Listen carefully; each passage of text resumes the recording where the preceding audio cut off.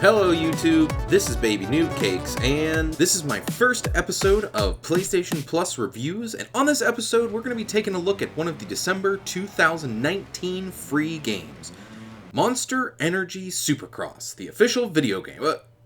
Wait a minute.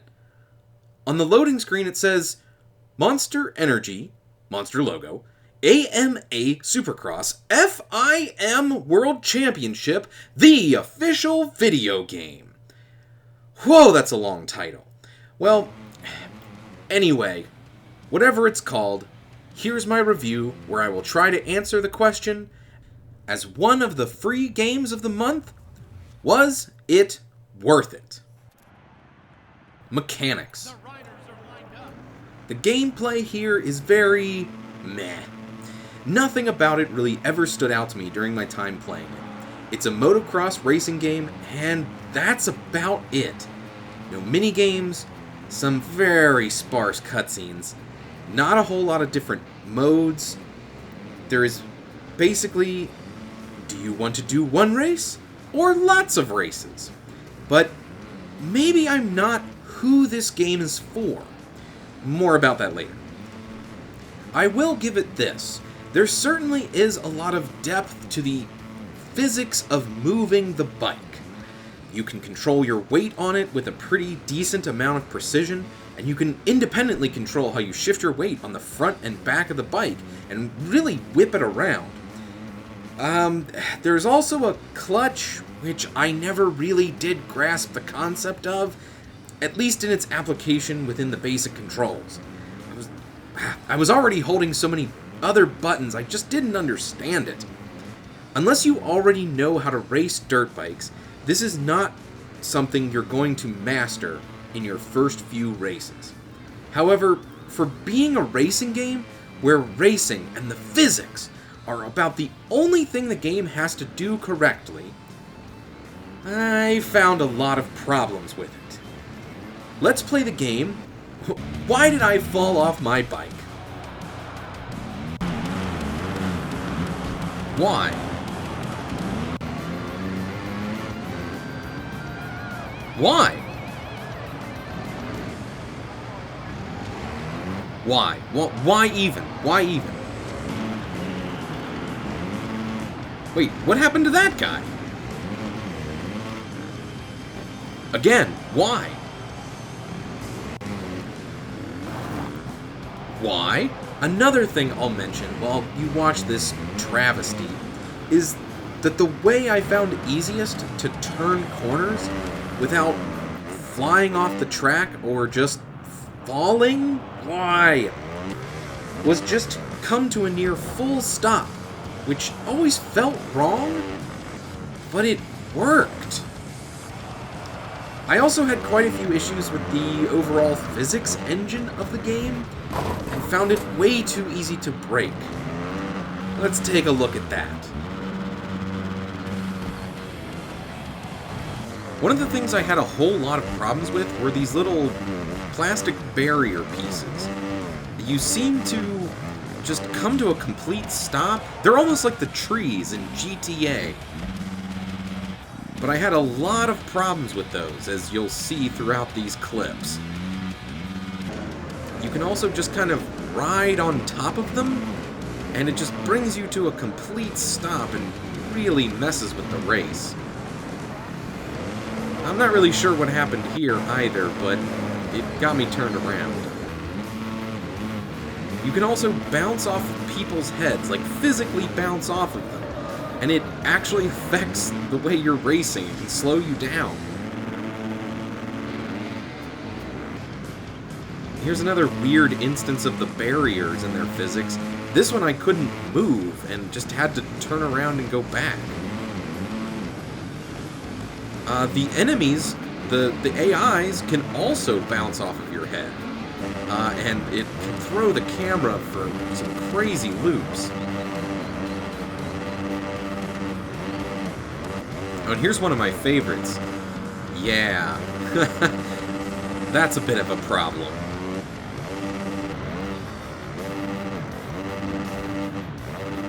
Yeah, they really don't want you on top of those barriers, do they? They just really don't want you to touch the barriers. I mean, I understand that's what they're there for, but I mean,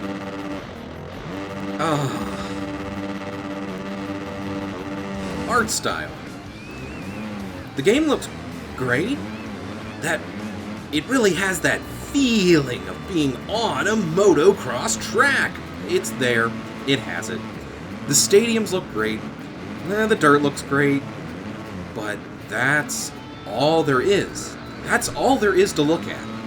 Almost every track is a dirt track built in an enclosed arena. That is all there is to look at. That's all there is. The end. Full stop. That's it. It's just that. Sound.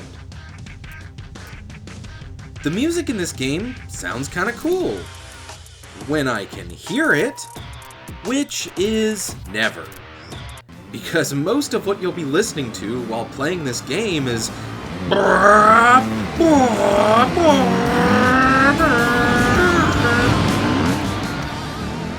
I am never a fan of vehicle-based games where you can't hear anything over the roar of the engine. I have nothing against loud engines. They're fun. They're great. Deafening engines, however, are obnoxious. And they just... Replayability. There are a lot of customization options for your bike, but hardly any are available at the start of the game. You have to earn in-game currency to buy them, which isn't terrible, but you may have to play a lot and actually overcome level gates before you're able to get what you want, which is terrible. There is a boatload of gear and outfits to buy as well. Too bad I know nothing about what this gear does, or at least what differentiates all of the different brand names of parts. It also appears that only a small amount of the parts actually have performance impacts on your bike. As far as tracks go, there are actually a decent number of tracks, each with their own unique layouts, but as I mentioned earlier, they're all just dirt tracks with mostly flat, arena-style backdrops. There is a pretty in-depth track editor, though, and thousands of fans have created tracks that look pretty good for the most part. So if you're into building your own tracks or just want more content from your game, it's there. And there are both split-screen and online multiplayer modes, so if you want to get together with some friends for a race, you can do that too. But there is something I've been meaning to bring up, and that is that there is a lot of load times for this game. Almost a minute and a half on a PS4 Pro just to get into a race. And if you add the time for matchmaking for online matches, I was getting about 4 to 5 minutes in between the end of one race and the start of the next. Considering these races only last about 4 to 5 minutes by default, the load times are a bit unbearable.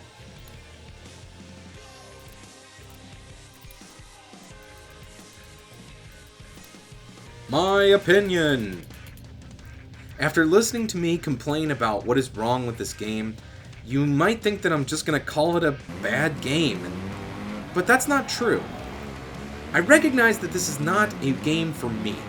Motocross really isn't one of my big interests, but here's the thing. This game isn't for casual motocross fans. It's for hardcore motocross fans. If you're the type of person who really loves motocross, this game has a lot for you. Build your dream bike with all your favorite parts, get sponsored, play your favorite tracks from all over the country without all those pricey plane tickets. But this is exactly my issue with the game. It's a game for people who legitimately love motocross and have a lot of knowledge about the actual sport. I feel like that the person this game was made for is the same person who already owns a motocross bike and would rather just go for a ride on that. For the casual motocross fan, this game might be a bit too much, too complex. And for the people who don't know a lot about it, there's a lot to absorb in order to be decent at the game. I don't know, maybe it's the same problem I have with games like Madden and PES, which is, again, why wouldn't you go just do the thing the game is having you do? Just go play football. Was it worth it? If you have a love of Supercross racing, and you have your own bike, or maybe even an idea of some dream bike, you can live out that fantasy of racing that bike all over the country in your own career. If this doesn't describe you, you might not get a lot out of this game. For me, and I feel for a lot of other people who aren't super into motocross, this game just isn't gonna be worth it. For the massive investment in the complex controls, in order to just be able to win a race, it's just not worth it. But I was able to make my custom character look like Steve-O, and I was able to write noob on my butt. So, there's that. Also, don't forget to go onto the PlayStation Store and download your free games every month, because sometimes you'll end up with a few gems. Thank you, and good night.